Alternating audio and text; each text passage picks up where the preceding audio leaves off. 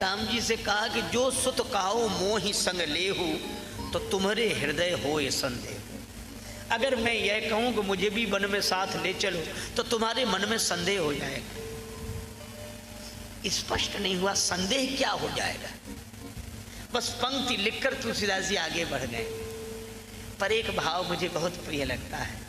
कौशल्या जी बोली, राम तुम्हारे मन में एक संदेह हो जाएगा। क्या? बोले, एक तो भरत की माँ कैकेयी हैं, जो राम का युवराज पद पर अभिषेक उत्सव नहीं देखना चाहती।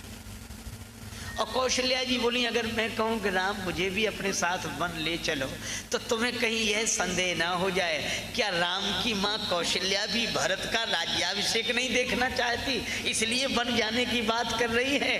तो नहीं नहीं, राम जैसे मेरे लिए तुम, वैसा भरत, मैं भरत का राज्याभिषेक देखूंगी, यही रहूंगी। भरत जी तो रोने लगे, चरणों में सिर रख दिया। माता, तुम्हारे जैसे जननी के कोख से परमात्मा ही प्रकट होते हैं, मनुष्य रूप में अवतार लेते हैं। श्री भरत रात्रि भर कहते रहे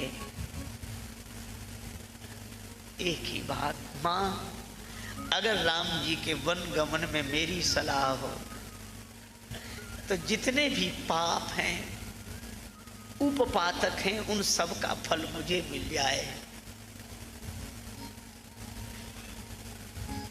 कौशल्या मैया बोली, भरत दोबारा मत कहना ऐसा।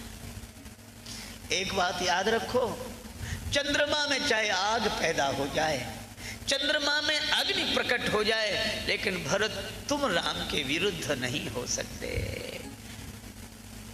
सवेरा हुआ, गुरुदेव वशिष्ठ आए। भरत को देखकर तो गुरुदेव वशिष्ठ भी रोने लगे। बिलखि कही मुनिनाथ, सुनऊ भरत भावी प्रबल, बिलखि कही मुनिनाथ, हानि लाभ जीवन मरण जस अपजस विधि हाथ। महाराज दशरथ का अंतिम संस्कार होने जा रहा था। माताएं सब सती होने के लिए आगे बढ़ी।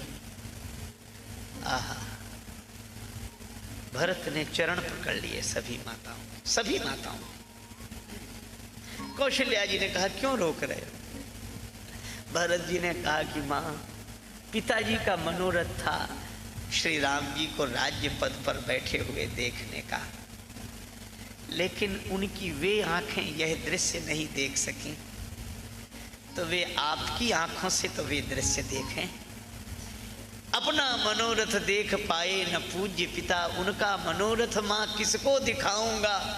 और इतने पर भी न मानोगी कहना, यदि मेरी मात, तो तुमसे प्रथम साथ में पिता के मैं चिता में जल जाऊंगा। गही पद भरत मात सब राखी, रही रानी दर्शन अभिलाखी। वह दिन बीता। दूसरे दिन आपातकालीन बैठक बुलाई गई। गुरुदेव वशिष्ठ विराजमान हुए। माता कौशल्या और माताएं, मंत्रीगण सब इकट्ठे हुए। गुरु जी ने कहा कि भरत, आहा, तुम्हारे पिता ने तुम्हें राज्य दिया है, और पुत्र का धर्म है पिता की आज्ञा का पालन करना, इसलिए इस राज्य पद को स्वीकार करो। हाँ, एक बात है, तुम्हें अगर यह उचित न लगे तो राम जी के आने पर यह पद उन्हें सौंप देना।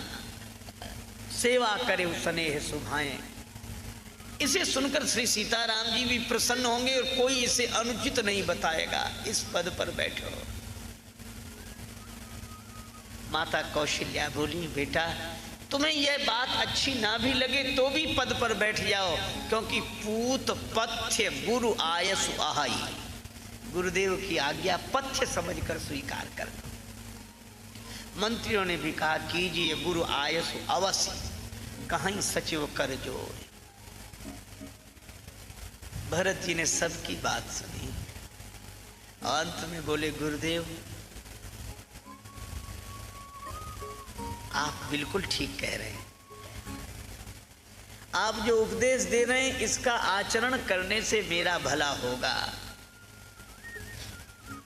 क्या क्या क्या भरत जी के गुणों की बात करूं, शील गुण भरत जी का। इसलिए गुरु अवमान दोष नहीं दूसरा, गुरुजनों की बात का मंडन किया, फिर अपना निवेदन किया। इसीलिए तुलसीदास जी कहते हैं कि भरत जी जब बोलते हैं ना तो वचन अमीय जन गोरी, अमृत में डुबाकर वचन बोलते हैं। कई लोग कहते हैं हम तो साफ बोलते हैं, किसी को बुरा लगे चाहे भला, साफ। बहुत लोग कहते हैं सत्य तो कड़वा होता है। पता नहीं कहां से ये परिभाषा आ गई कि सत्य कड़वा होता है।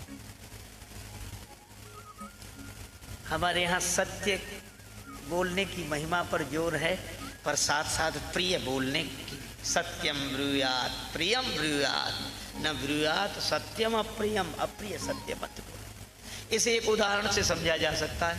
एक आदमी के घर आए मेहमान, बहुत जल्दी में थे, मिले और बोले अभी जा रहा हूँ। बोले ऐसे कैसे? घर आए, कुछ खा पी कर जाओ, जल्दी बनवा देता।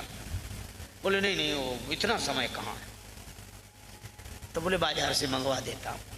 पिता ने 10 रुपए दिए, अपने बेटे को भेजा कि गरम गरम जलेबी ले आ। बेटा जाने लगा, पिता बोला देख लेना, गरम गरम का मतलब समझते हो क्या? बोले जैसे ही कढ़ाई से निकले वैसे। बेटा गया, हलवाई जलेबी बना रहा था। एक कढ़ाई से जैसे ही उसने जलेबी निकाली और दूसरी कढ़ाई में डालने लगा, चाशनी वाली। बेटा बोला ये क्या गड़बड़ करते हो? पिताजी ने कहा था जैसे ही कढ़ाई से निकले वैसे ही ले आना। अच्छा अब आप बताओ, अगर एक ही कढ़ाई से निकली वह जलेबी ले आए तो सिकी तो खरी है, खरी है, इसमें कोई संदेह नहीं, खरी है, लेकिन स्वाद आएगा? नहीं आएगा जब तक चाशनी में न डुबोई जाए। बस यही है, अपनी वाणी की जलेबी को सत्य की कढ़ाई में खरी सेक तो लो, लेकिन शील की चाशनी में डुबोकर सामने वाले को दो। एक कवि ने तो कहा कि परमात्मा ने इस शरीर की संरचना में अस्थि का उपयोग किया है। प्रत्येक अंग में हड्डियां ही हड्डियां, लेकिन एक ये जिह्वा ऐसी है कि इसमें कोई अस्थि का प्रयोग नहीं किया। क्यों? उस कवि ने कहा कि कुदरत को ना पसंद थी सख्ती बयान में, कुदरत को ना पसंद है सख्ती बयान में, इसीलिए तो दी नहीं हड्डी जवान में।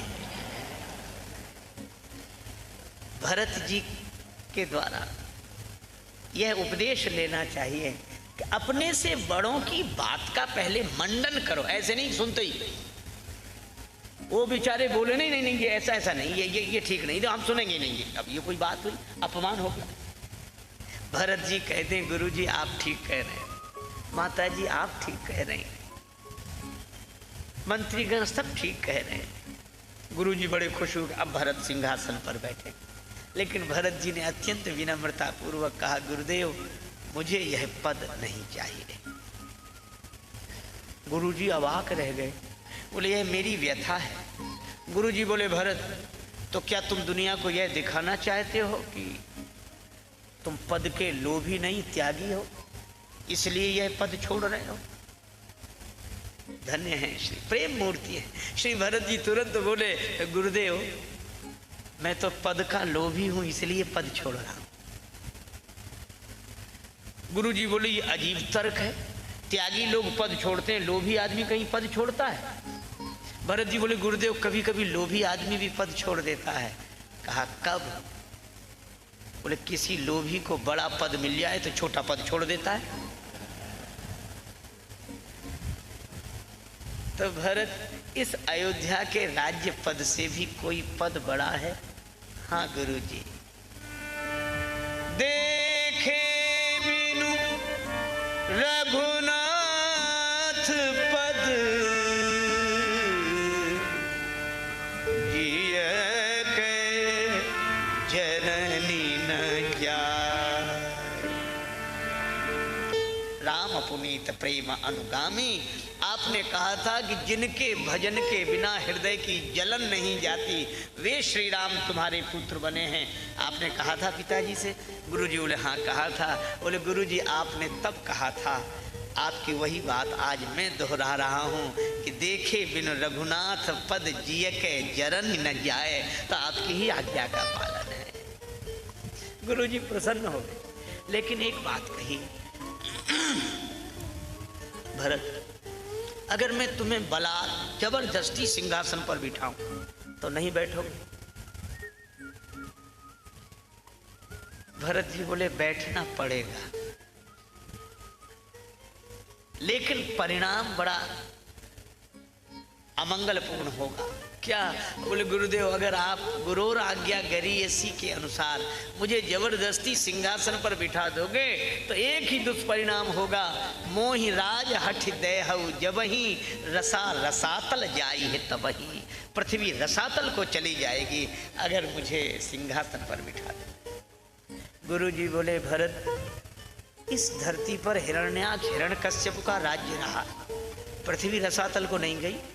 रावण कुंभकर्ण का राज्य है, पृथ्वी रसातल को नहीं गई। और भरत तुम्हारे जैसा महात्मा राज्य सिंहासन पर बैठ जाएगा तो पृथ्वी रसातल को चली जाएगी।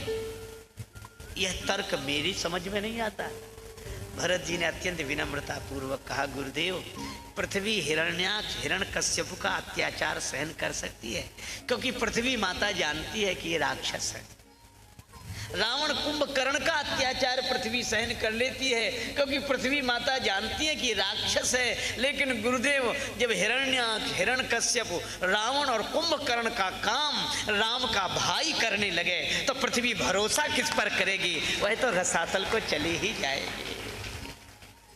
रसा रसातल जाइए। मैं कहता हूँ भरत वह नाम है जिस नाम का स्मरण करने से जीवन पवित्र हो जाता है। आप कल्पना करो तब से और अब की, और भरत से और हम जैसे आदमी की। भरत जी कहते हैं कि हमें पद पर बिठा दोगे, हमें राज्य पद पर बिठा दोगे तो पृथ्वी रसातल को चली जाएगी। और हम कहते हैं कि हमें अगर पद पर नहीं बिठाओगे तो देश रसातल को चला जाएगा। अगर बचाना है तो हमें बिठाओ। अब भरत जी कहते हैं रसा रसातल जाइए तब वहीं। और श्री भरत देखो क्या लेने के लिए गए, क्या देखने के लिए गए? देखे बिनु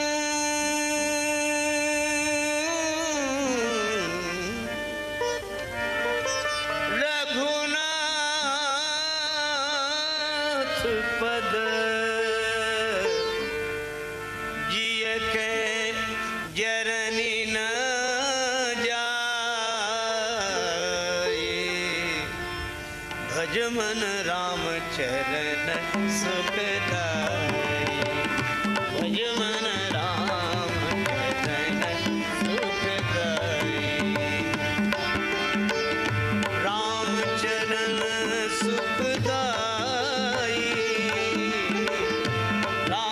चरण सुखदाई, भज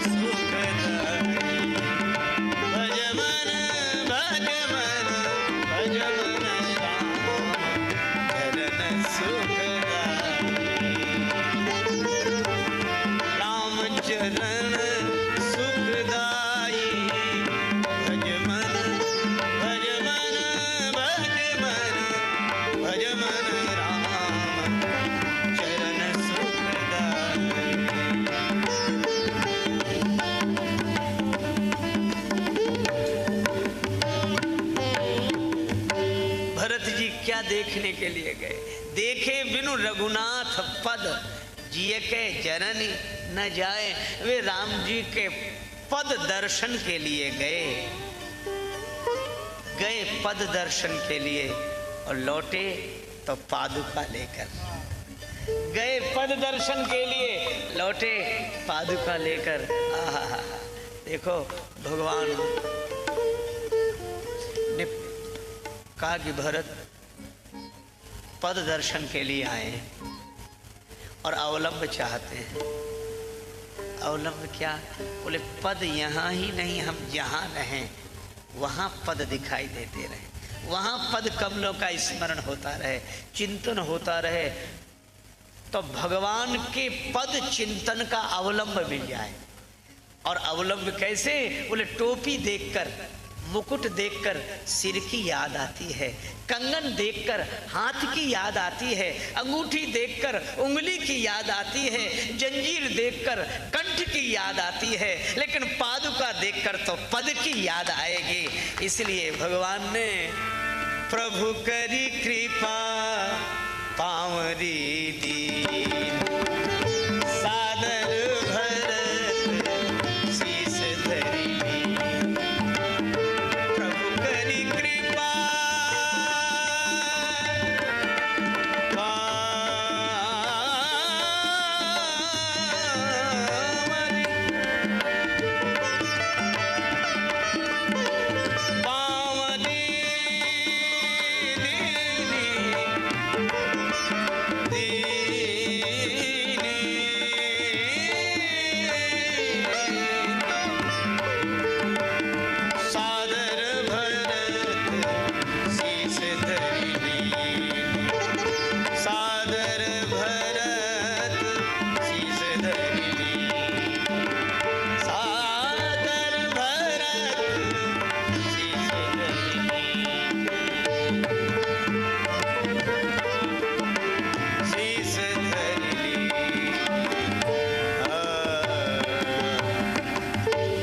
सीताराम सीताराम सीताराम सीताराम।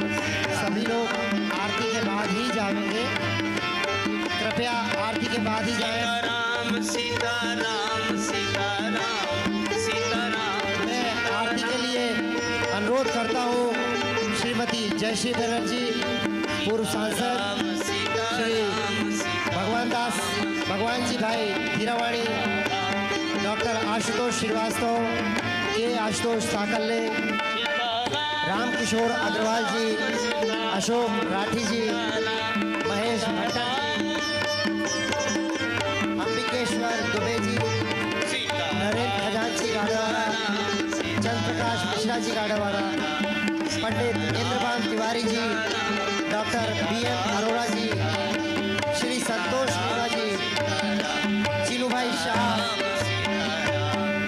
अजीत जैन जी, श्री सीताराम जी महाराज की, गिरिराज चाचा जी, श्री हनुमान जी महाराज की, श्री तुलसीदास जी महाराज की, सब संतन की जय, सब भक्तन की। कृपया सभी आरती संपन्न होने के बाद ही जाएं। जय जय श्री राधे श्याम, नमः पार्वती पतये, हर हर महादेव। जैन मुनियों के चरणों में राम सिया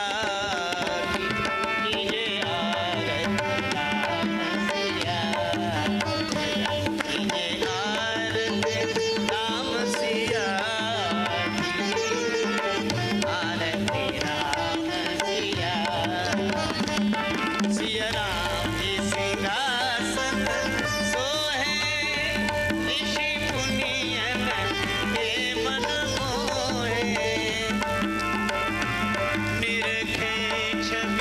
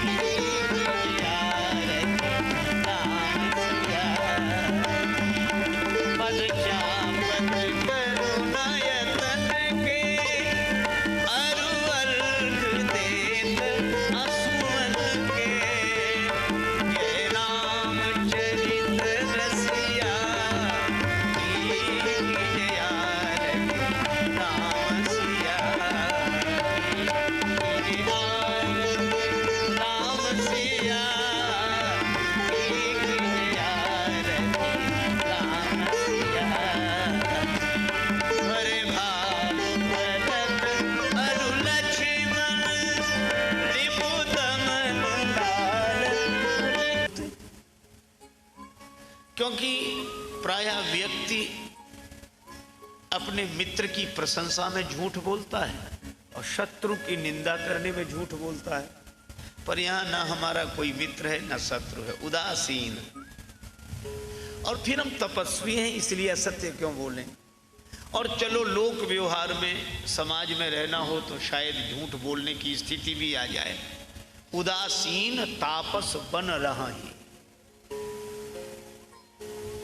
एक बात मैं कहता हूं, क्या तीर्थराज प्रयाग में मैं यह कह रहा हूं भरत कि मैंने जितनी साधना की है उस साधना का अगर कोई फल मिला तो श्री सीताराम जी लक्ष्मण जी का दर्शन। मैंने तीर्थ में रहकर तीर्थराज में निवास करके जो साधना की, तपस्या का जीवन जिया, उस साधना का फल मिला मुझे भगवान का दर्शन।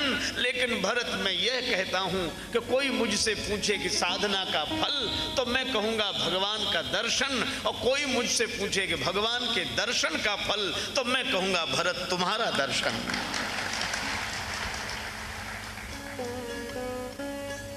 तुम्हारा दर्शन साधन का फल नहीं है, यह तो फल का फल है। ते ही फल कर फल दरस तुम्हारा, सहित प्रयाग सुभाग हमारा। अच्छा एक बात है, कोई प्रयागराज में पहुंचे तो यात्री का सौभाग्य है कि प्रयागराज का। पर भरद्वाज जी कहते हैं कि प्रयाग का सौभाग्य है जो आप आए। क्यों?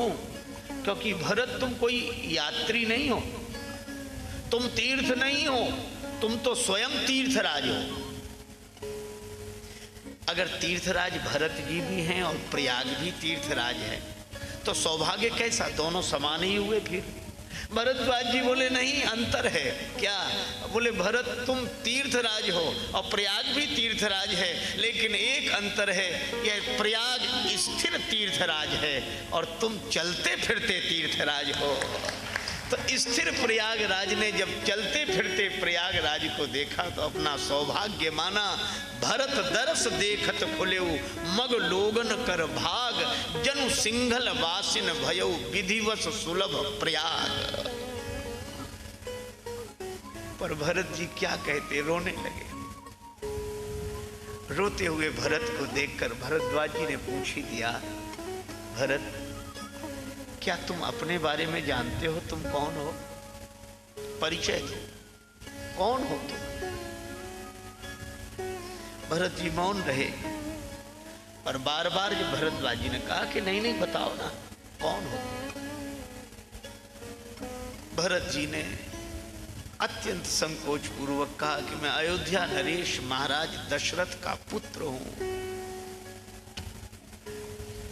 भरद्वाज जी बोले भरत यह तुम्हारा सही परिचय नहीं है, तुम अयोध्या नरेश महाराज दशरथ के पुत्र हो, यह परिचय तुम्हारा सही परिचय नहीं है। भरत जी रोते हुए बोले महाराज आप ठीक कहते हैं, मैं महाराज दशरथ का बेटा कहलाने लायक नहीं हूं, मैं अयोध्या नरेश महाराज दशरथ का पुत्र होने लायक नहीं हूं। क्यों?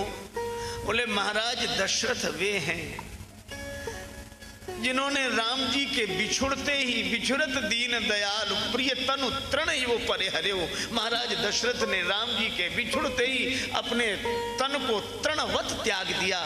मैं उन प्रेम धनी दशरथ जी का पुत्र कैसे हो सकता हूं, क्योंकि मैं तो राम जी के विरह के बाद अब तक जीवित हूं, इसलिए दशरथ जी का पुत्र होने लायक नहीं हूं। राम जी के बिना मैं जीवित हूं, दशरथ जी का पुत्र भला कैसे हो सकता हूं? क्योंकि भरत जी कहते हैं कि मेरे पिता ने सत्य के पीछे राम जी का त्याग नहीं किया।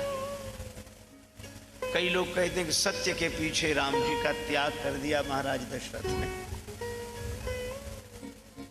ना, बात दूसरी थी। वचन तोड़ने के लिए तो दशरथ जी तैयार हो गए।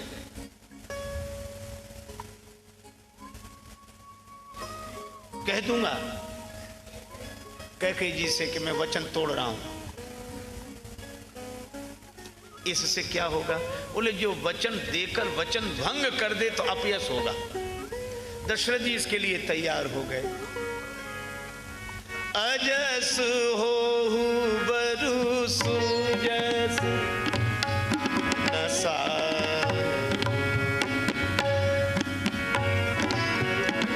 अजस हो बरु सुजस नसा,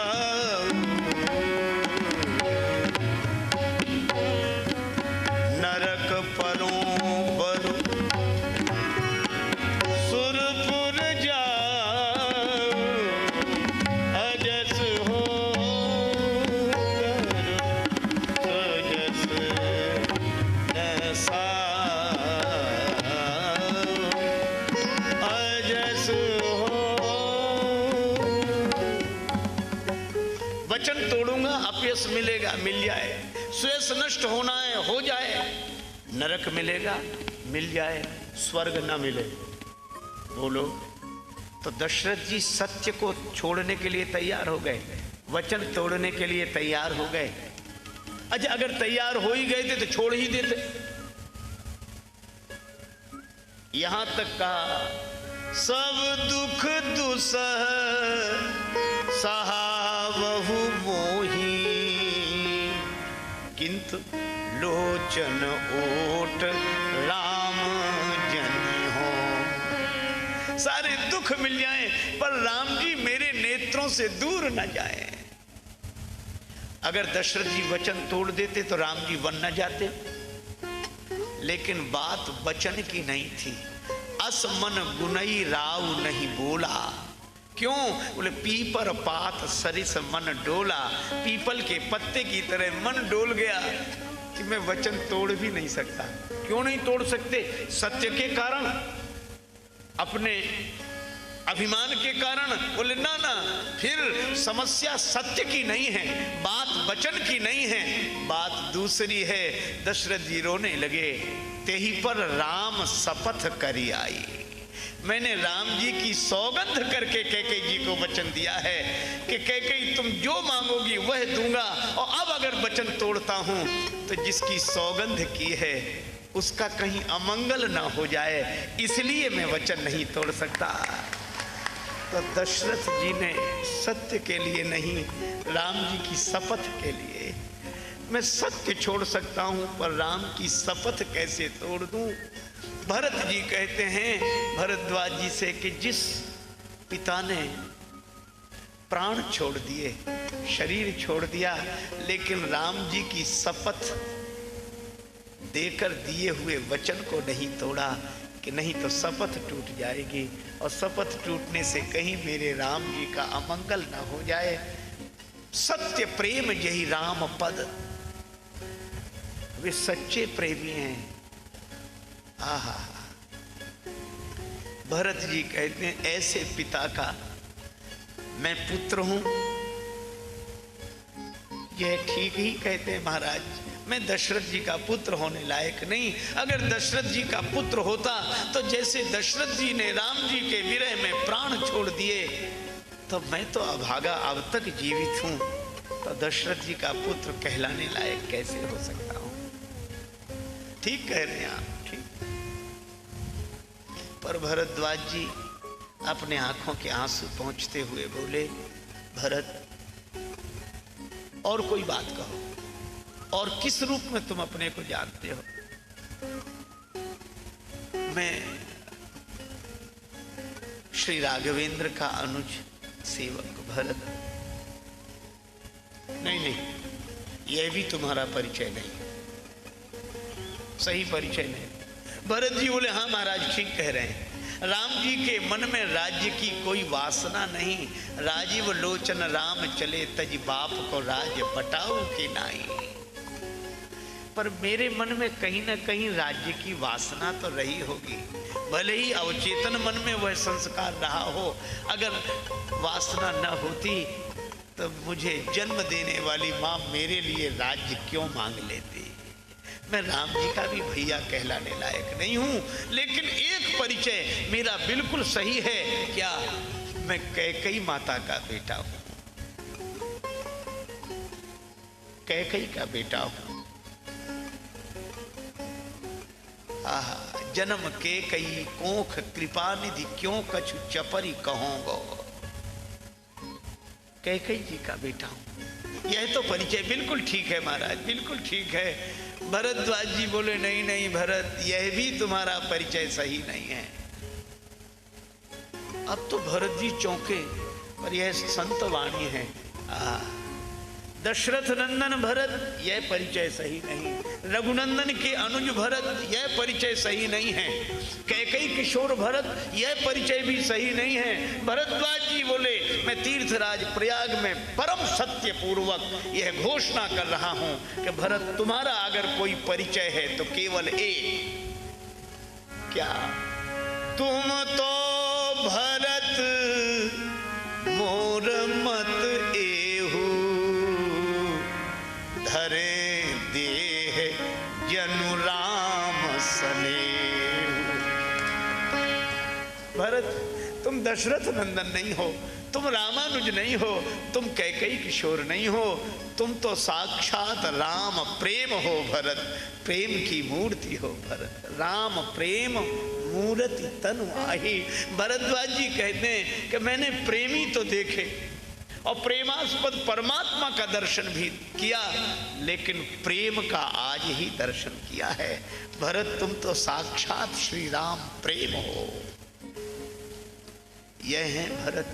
तो भरत की कथा तो प्रेम की कथा है, और प्रेम की अभिव्यक्ति वाणी से नहीं, आंखों के पानी से हो तो हो। प्रेम स्वरूप है श्री भरत। और भरत जी के जीवन में प्रेम का दर्शन है, प्रेम का प्रदर्शन नहीं। गूढ़ स्नेह भरत मन माही, किसी को पता ही नहीं चलता कि श्री भरत प्रेमी हैं। बाल्यकाल की एक घटना, अयोध्या नगरी में सरयू जी के किनारे सुरम्य और सुखद स्थल, समतल भूमि देखकर श्री राघवेंद्र और उनकी सखा मंडली ने, उनके भाइयों ने गेंद खेलने का निश्चय किया। गेंद का खेल खेलने का निश्चय, लेकिन खेल तभी शुरू होगा जब दो दल बनाए जाएं। बिना दो दल के तो खेल हो ही नहीं सकता। श्री लक्ष्मण जी को लगा कहीं ऐसा ना हो कि भगवान खेल में अपने खिलाफ हमें खड़ा कर दें, क्योंकि लक्ष्मण जी तो खेल में भी प्रभु के खिलाफ नहीं रह सकते। वे तो श्री राम जी के पास आए कि प्रभु खिलाड़ी बनाना है तो अपनी तरफ रखना, खिलाड़ी बनाना है तो अपनी तरफ रखना, और नहीं तो मैं दर्शक रहूंगा, फिर खिलाड़ी नहीं रहूंगा। आहा, भगवान ने लक्ष्मण जी से कहा आओ मेरे साथ। अब प्रश्न यह है कि सभी राम जी के पक्ष में हो जाएंगे तो विपक्ष में कौन रहेगा, और जब विपक्ष में कोई नहीं रहेगा तो खेल कैसे होगा।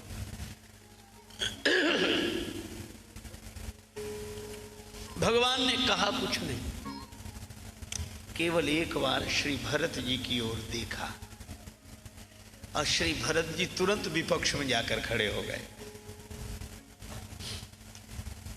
किसी ने भरत जी से कहा कि श्री राम जी ने लक्ष्मण जी को अपने पक्ष में रख लिया, पर आपको अपने पक्ष में नहीं रखा। आपको इसका दुख नहीं है, परवाह नहीं है। भगवान ने पक्षपात किया है, लक्ष्मण जी को अपने पक्ष में रखा और आपको विपक्ष में। आपको इसकी परवाह नहीं है, दुख नहीं है। श्री भरत जी बोले मुझे इसकी कोई परवाह नहीं कि भगवान पक्ष में रखते हैं या विपक्ष में, मुझे तो एक ही परवाह है, क्या किसी तरह भगवान का खेल पूरा होना चाहिए, चाहे पक्ष में रखें चाहे विपक्ष में रखें। यह है श्री भरत। भगवान का खेल पूरा हो, प्रभु तुम्हारी इच्छा पूरी हो। आहा, इसीलिए रघुपति भगति करत कठिनाई, श्याम से दिल को लगाना कोई मजाक नहीं, और जीते जी जान से जाना कोई मजाक नहीं। भगवान की भक्ति कैसे भरत जी से भरत जी से फिर पूछने वाले ने प्रश्न किया, लेकिन एक बात तो है, यह आपकी महानता है, पर लक्ष्मण जी राम जी के बिल्कुल पास में है और आप तो इतने दूर हैं। ये भड़काने वाले भी तो कम नहीं होते हैं। कब किस तरह किस घटना की व्याख्या करें। का आपको राम जी से दूर रहना पड़ा। श्री भरत जी बोले, यह तो अपने अपने देखने का ढंग है। राम जी के पक्ष में जो हैं उन्हें वह लाभ नहीं मिल रहा जो हमें। क्यों? बोले जो श्री राम जी के पक्ष में खड़े हैं वे हमें देख रहे हैं, और हम विपक्ष में खड़े हैं तो हम भगवान का दर्शन कर रहे हैं। तो दर्शन का जितना बढ़िया अवसर विपक्ष वालों को मिल रहा है वो पक्ष वालों को नहीं मिल रहा है। यह है श्री भरत। खेल शुरू हुआ। राम लखन एक ओर भरत जी, गमन लाल एक ओर भये। राम लखन एक ओर,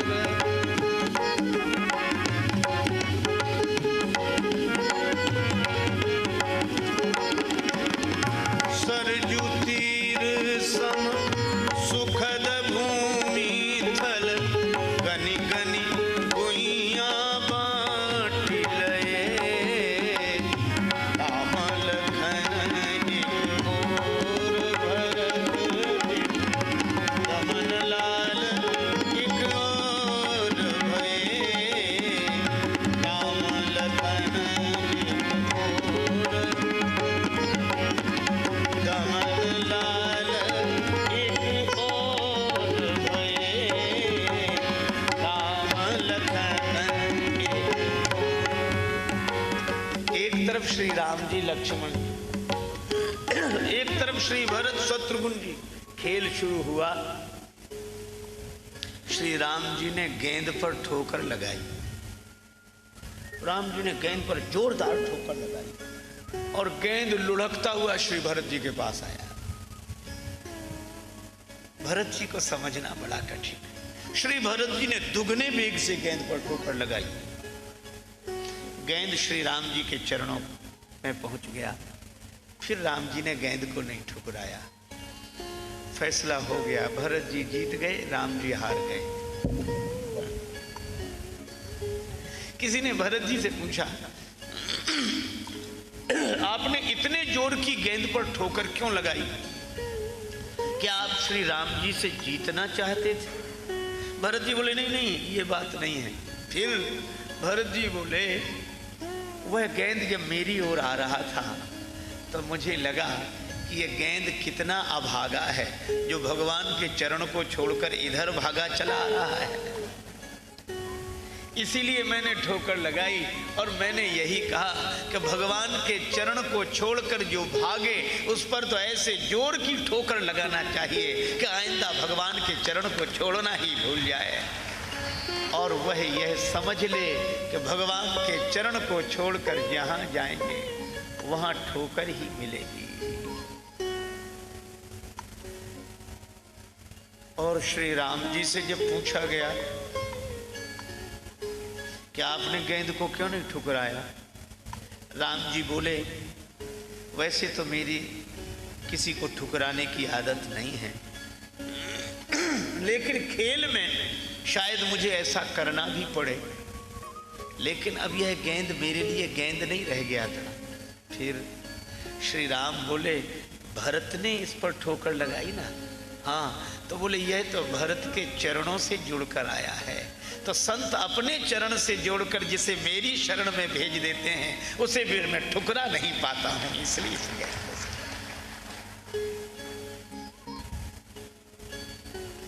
भगवान का यह स्वभाव है।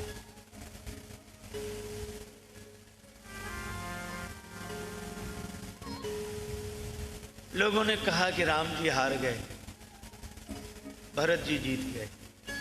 पर यह अद्भुत बात है, जो हार गए वे प्रसन्न हैं। प्रभु बक्सत गजधाम धरणी धन, याचकों को बुला बुलाकर हाथी, भवन, धन आदि दान करने ले जाओ। खुशी में, खुशी में। किस खुशी में? जीत की खुशी में। कौन जीत गया है? भरत। किससे? मुझसे।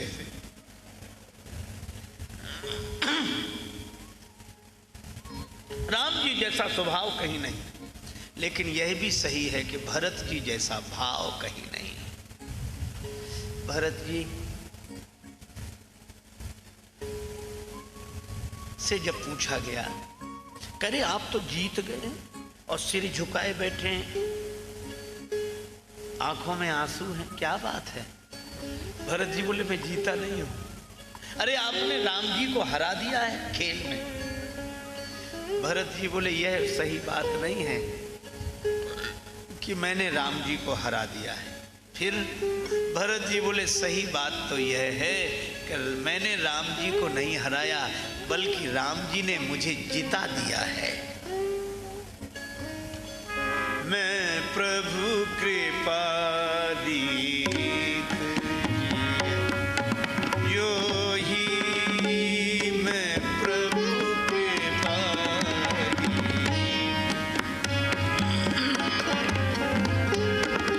हारे हूँ खेल जितावई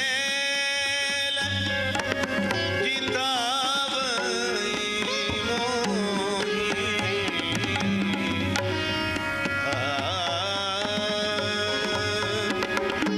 मैं प्रभु कृपा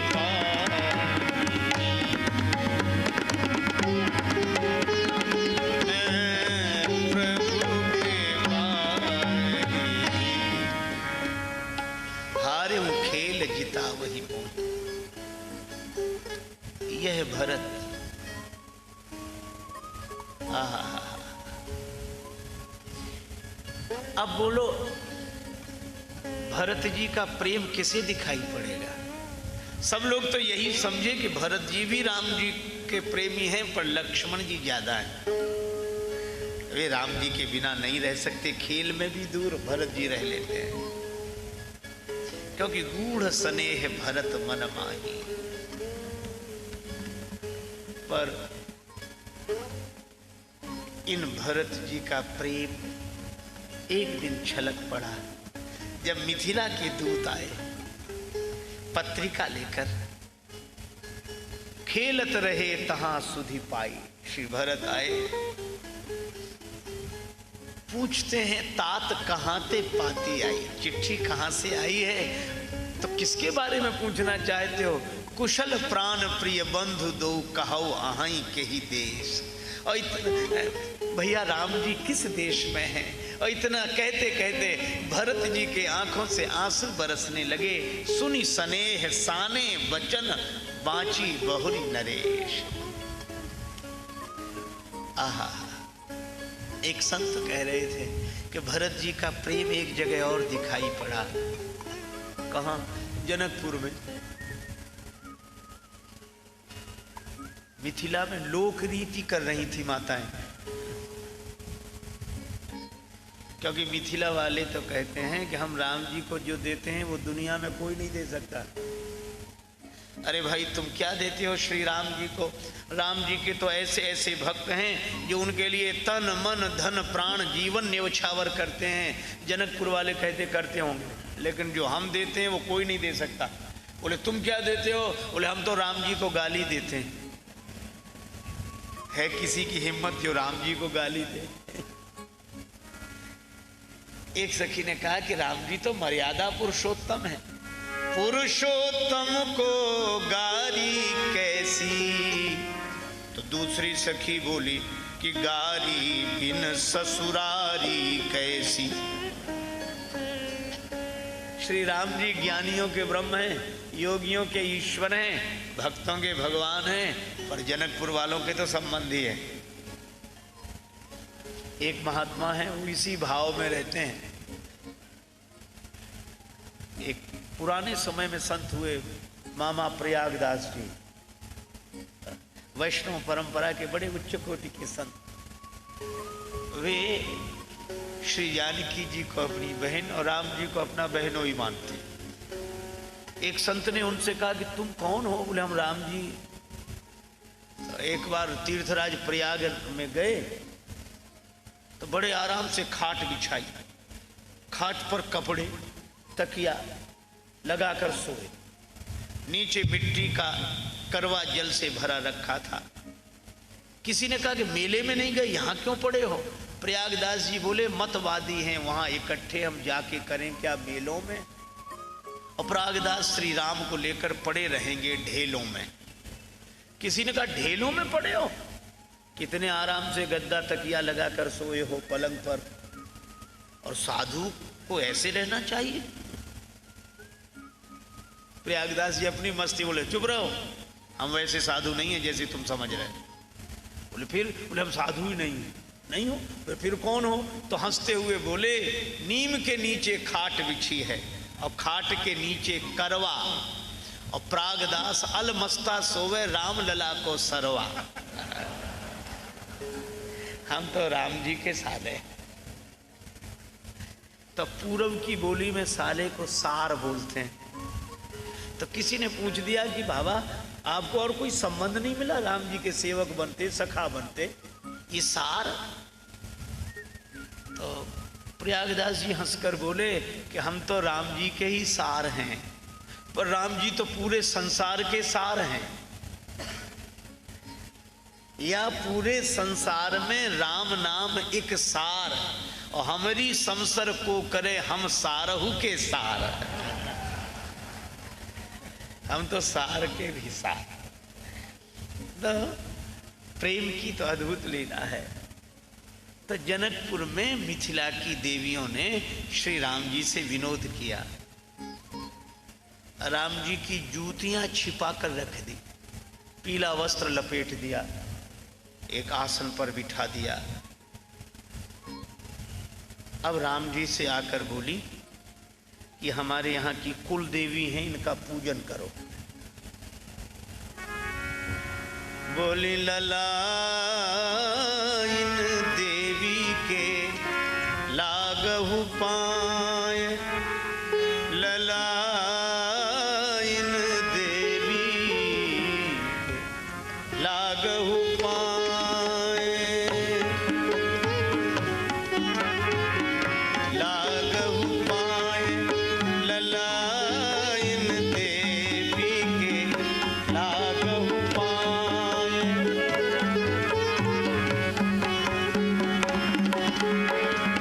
इनको प्रणाम किया। राम जी बोले पहले इनका परिचय तो दो। सखियां बोली ये हमारी कुल देवी कहाँ में, ये हमारी कुल देवी कहाँ में, रीझत सरल सुभाए, ललायन देवी के लागहु पाए, ललायन देवी के लागहु पाए।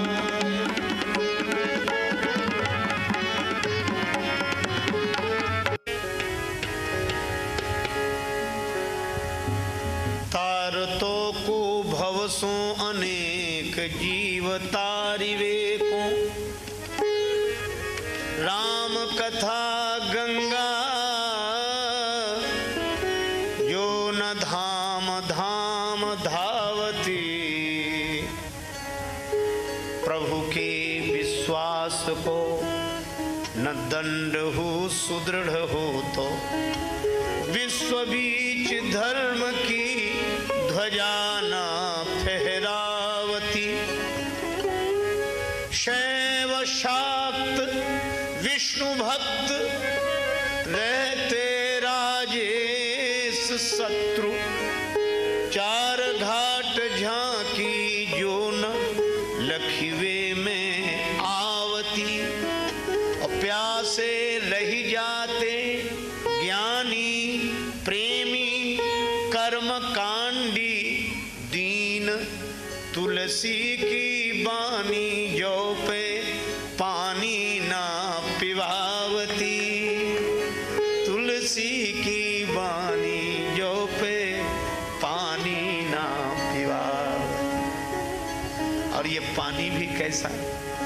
पानी है राजस मानस को, पानी है राजस मानस को, पर से ही ये पाहन होत है पानी। और पानी कृपा कविता बदरा, बरसे सर से अखियान में पानी। और ये पानी डुबावत भाव में है, भव पानी के पार पठावत पानी। और पानी के तेज गुमानिन को, पल में यह पानी उतारत पानी।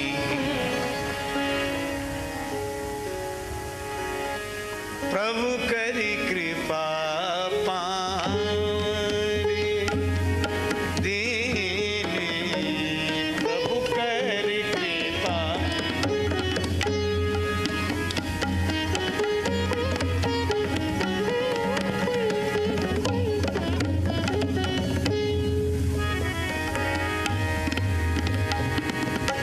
सादर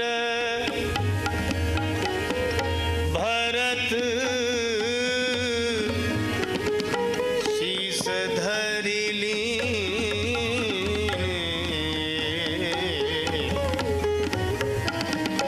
प्रभु करि कृपा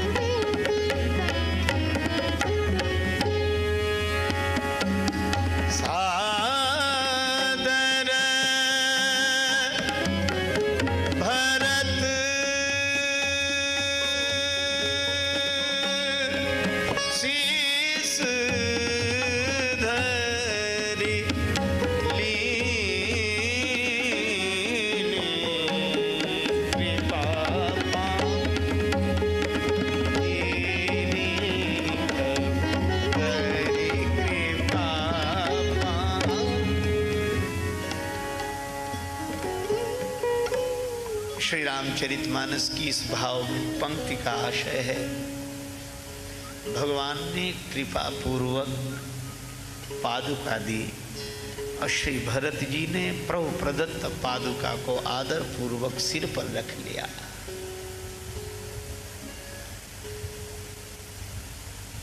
भरत जी का भाव बड़ा अद्भुत है।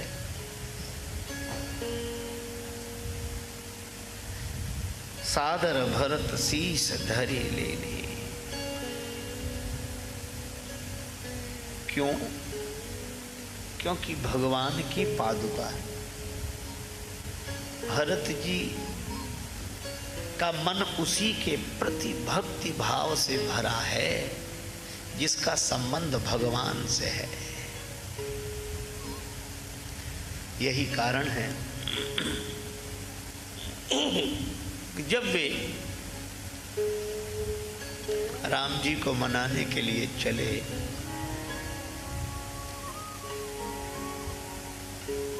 उस दृश्य को हम लोग देखें और मन से हम लोग भी सम्मिलित हों इस यात्रा में। बहुत प्रसिद्ध पारंपरिक भजन की पंक्ति आप लोगों ने सुनी होगी, मैं उसी को दोहरा रहा हूं। भरत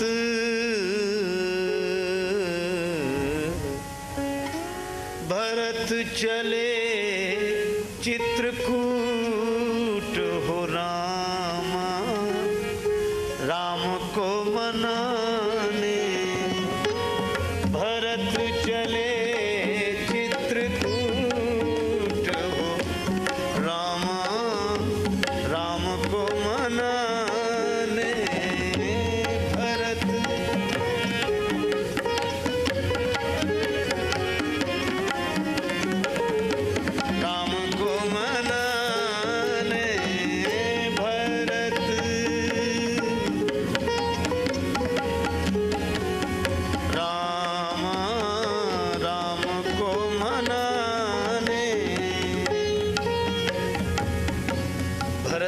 राम जी को मनाने जा रहे हैं।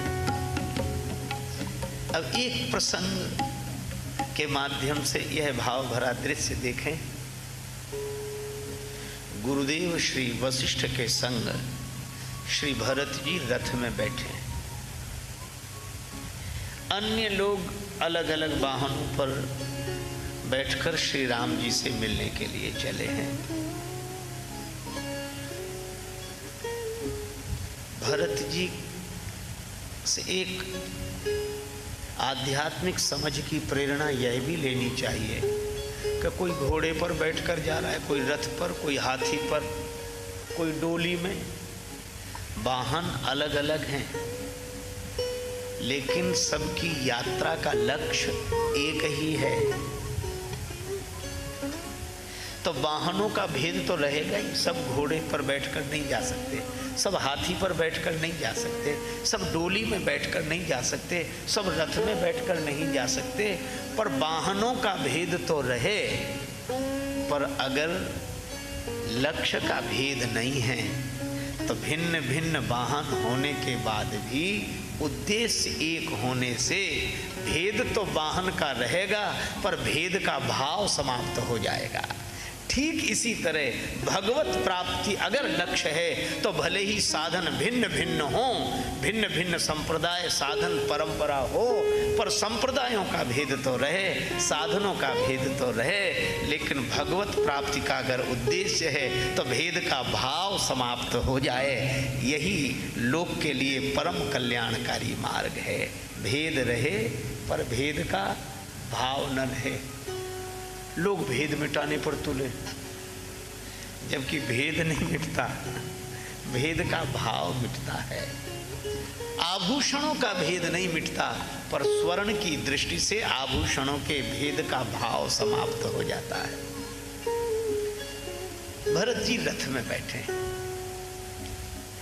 अब बहुत करुणापूर्ण और हृदय द्रावक प्रसंग है। निखाद राज गुह को समाचार मिला कि भरत जी आ रहे हैं और सेना साथ में है। भ्रम हो गया। बाद में एक वृद्ध ज्योतिषी के परामर्श से ऐसा निर्णय किया गया कि भरत जी से मिल लें, पता तो लग जाए कि उनके मन में प्रेम का भाव है या विरोध का भाव है। सेना को छिपा दिया गया और निखाद राज कंदमूल फल आदि की भेंट लेकर मिले। अब निखाद राज ने जैसे ही प्रणाम किया तो गुरु वशिष्ठ ने आशीर्वाद दिया। अब तुलसीदास जी का शब्द देखो, वशिष्ठ जी ने क्या समझकर आशीर्वाद दिया? यह समझकर कि यह श्रृंगवेरपुर का राजा है ना, तो यह समझकर के बेचारा दीनहीन छोटी जाति का निखाद है, यह समझकर बोले ना। फिर क्या समझकर आशीर्वाद दिया? जानी राम प्रिय दीन असीसा, असीसा।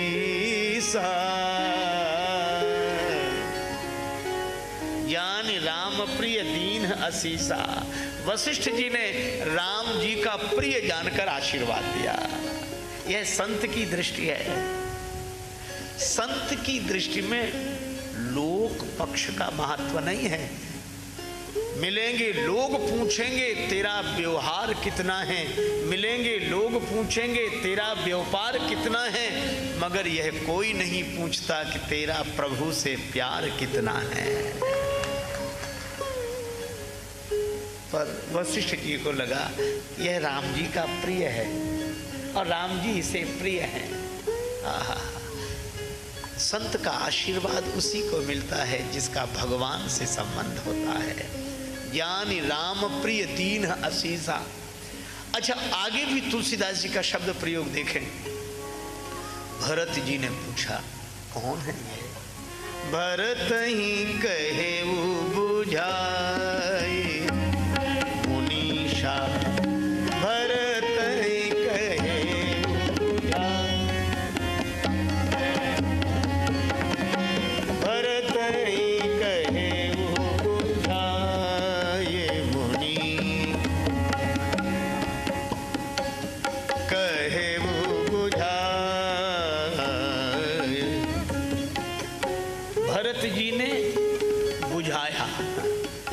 समझाया नहीं, समझाया विस्तार से जाता है और बुझाया थोड़े में। इसलिए लोग कहते हैं समझा बुझा देना। थोड़े में बात कही जाए तो बुझाना है। बुझाई थोड़े महु सब कहूं बुझाई, बुझाया। भरत जी ने पूछा कि ये कौन प्रणाम कर रहा है? तो गुरु वशिष्ठ से ने यह नहीं कहा कि श्रृंगवीरपुर का राजा है, यह भी नहीं कहा कि निखाद है, फिर यह कहा, जानते हो कौन प्रणाम कर रहा है? कौन है? गुरु जी है। तो गुरु जी क्या बोले? राम सखा राम राम,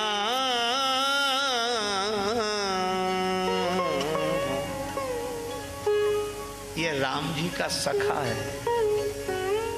परिचय तो यह होना चाहिए, राम जी का सखा। बस भरत जी ने इतना सुना कि यह राम जी का सखा है, फिर यह नहीं पूछा कि नाम क्या है, जाति क्या है, संपन्नता कैसी है, नहीं पूछा। राम सखा सुनि स्यंदन त्यागा। भरत जी रथ से कूद पड़े, रथ से नीचे उतर आए। वशिष्ठ जी ने कहा कि अरे अरे, इसलिए थोड़ा ही यह कहा था कि तुम ऐसा व्यवहार करो। भरत, यह तो उचित नहीं है। क्यों? तुम अयोध्या के वर्तमान समय में राजा हो और अयोध्या की राज्य परंपरा के अंतर्गत ही छोटी सी रियासत है श्रृंगवीरपुर, और इसका राजा है यह निखाद। तो निखाद राज छोटी सी रियासत का राजा है, उसको देखकर अयोध्या के पद पर बैठा हुआ सम्राट रथ छोड़ के नीचे उतर जाए, यह व्यवहारिक मर्यादा नहीं है। भरत जी ने आंखों में आंसू भरकर कहा, गुरुदेव, आपने यह नहीं कहा कि यह श्रृंगवीरपुर का राजा है, आपने यह कहा कि यह राम जी का सखा है। और गुरुदेव आप ही सोचिए, यह राम जी का सखा है और मैं राम जी का सेवक हूँ, तो सखा बराबरी का होता है और सेवक छोटा होता है। और राम जी का सखा धरती पर लकड़ी की तरह पड़ा रहे और राम जी का सेवक रथ पर चढ़ा रहे, यह ठीक नहीं है।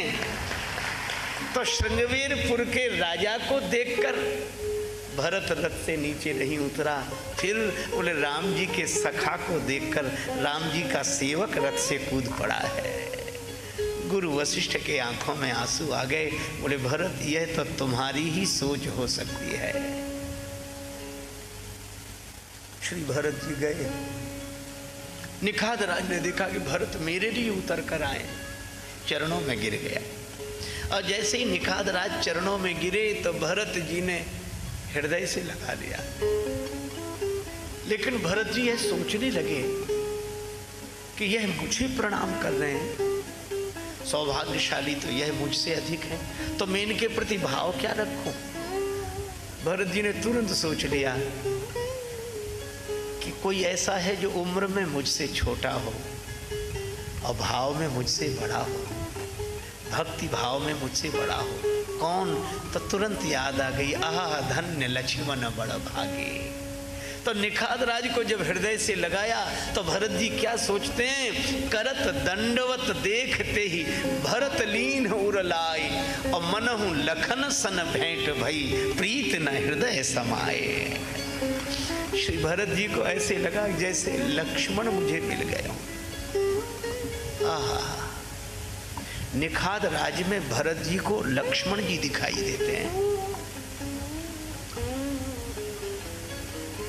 निखाद राज सारे समाज को भरत जी को लेकर गए गंगा जी किनारे। निखाद राज कथा सुना रहे हैं, भरत भैया यही श्री गंगा जी का वह घाट है जहाँ भगवान श्री राम ने स्नान किया और अपनी जटाएं बनाई, अनुज सहित सिर जटा बनाए, यही वह स्थल है। निखाद राज रोते हुए बोले कि बस उसी दिन से मैंने इस घाट का नाम राम घाट रख दिया है। भरत जी ने जो इतना सुना तुरंत लकड़ी की तरह धरती पर गिर गए। निखाद राज संभालने लगे, अरे क्या कर रहे हो, क्या कर रहे हो? प्रणाम, अरे तो घाट को हाथ जोड़कर सिर झुका लेते, यह आप लकड़ी की तरह भूमिष्ठ होकर ऐसा प्रणाम क्यों कर रहे हैं? भरत जी तो कुछ नहीं बोले, पर तुलसीदास जी बोले मैं बताता हूँ। अच्छा आप क्या बताते हो? बोले निखाद राज या अन्यों की दृष्टि में वह गंगा जी का एक घाट राम घाट होगा, पर भरत जी को कैसा लग रहा है? राम घाट कहाँ कीन प्रणाम, भामन मगन मिले जनु राम। राम घाट को प्रणाम करने में उन्हें ऐसे लगता है जैसे राम जी मिल गए हों। यह है भक्त की दृष्टि। भगवान को तो सब जगह है, पर भगवान को देखने के लिए भक्त की दृष्टि चाहिए। इसीलिए एक भक्त कवि ने कहा कि श्री कृष्ण को बहुतों ने देखा, पर जैसा एक ने देखा वैसा किसी और ने नहीं देखा। बोले श्री कृष्ण को किसने देखा? तो एक भक्त ने लिखा कि देखन को घनश्याम की मूर्ति, देखन को घनश्याम की मूर्ति, चाहिए सूर की आंधरी आंखें। श्री कृष्ण को देखने के लिए तो सूरदास जी की दृष्टि चाहिए, भक्तिमती मीरा जी की दृष्टि चाहिए। आहा,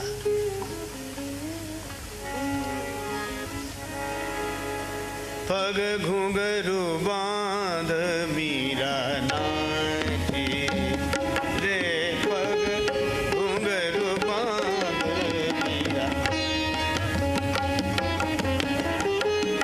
घुंघरू बांध मीरा नाची, घुंघरू बांध मीरा, मीरा